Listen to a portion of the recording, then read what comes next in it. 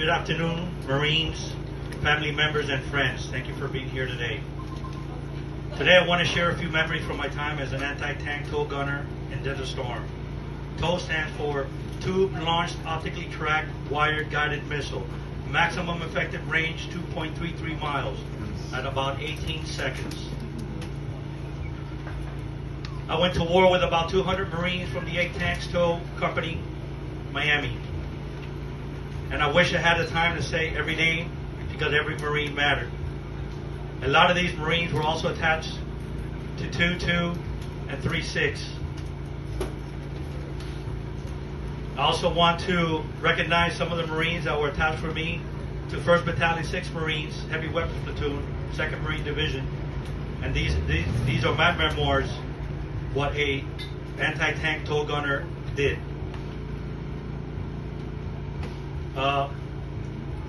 The Marines that were with me, Sergeant Sweeting, Corporal Porpoff, Corporal Winters, Corporal Yanis, Lance Corporal Harris, Lance Corporal Villegas, Lance Corporal Barrickman, Lance Corporal Utset, Lance Corporal Rodriguez Rubin, Lance Corporal Abello, Lance Corporal Steve Rodriguez, and my driver, Lance Corporal Ruiz.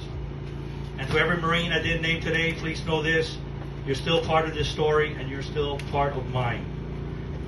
Our Humvees carried TOW missiles, ammo, encrypted radios, and everything else we needed to survive and fight the desert. At night, we did drive with headlights. We followed cat eyes and blackout lights to keep our spacing and alignment in total darkness. And through our TOW night sights, we scanned the horizon, always watching, always ready, because enemy armor could be out there at any moment. And the desert itself was an enemy. Sand got into everything, turrets, bearings, launchers, rifles. You just hope nothing seized up when it mattered most. We heated food against the engine compartments. We dug holes every night to protect ourselves during Scud missile attacks. We shared ammunition without a second thought. And we made sure the new Marines had what they needed. That's how we operated. Then came January 1991, when the oil wells burned. The sky turned black over Kuwait. It was pitch black at high noon. Even sneezing meant soot coming out of your nose.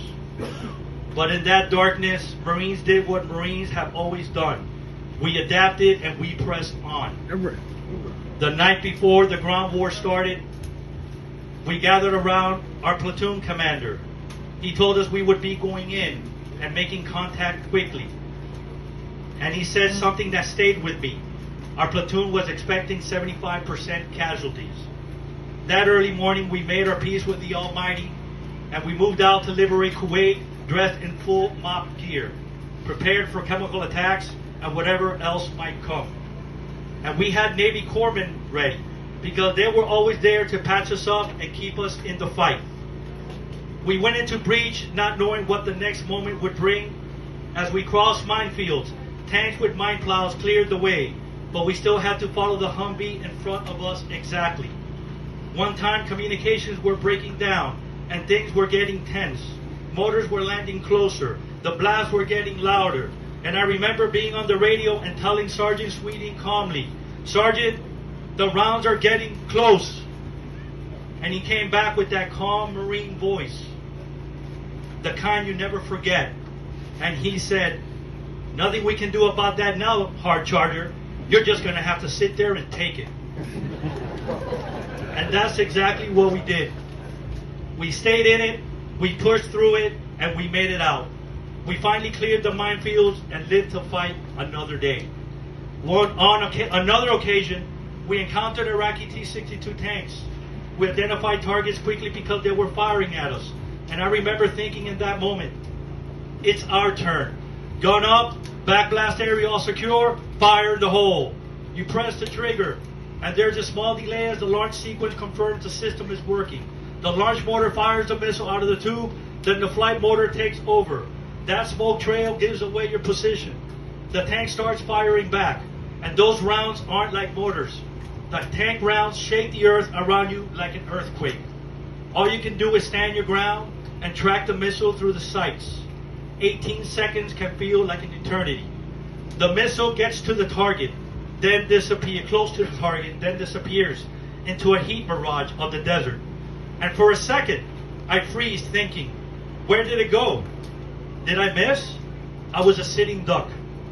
Then it jumps out of the heat mirage, and boom, one toe round, no tank at all.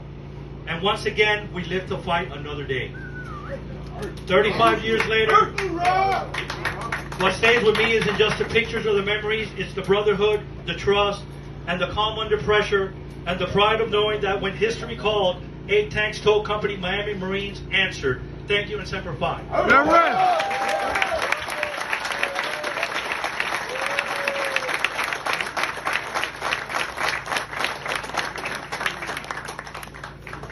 I remember when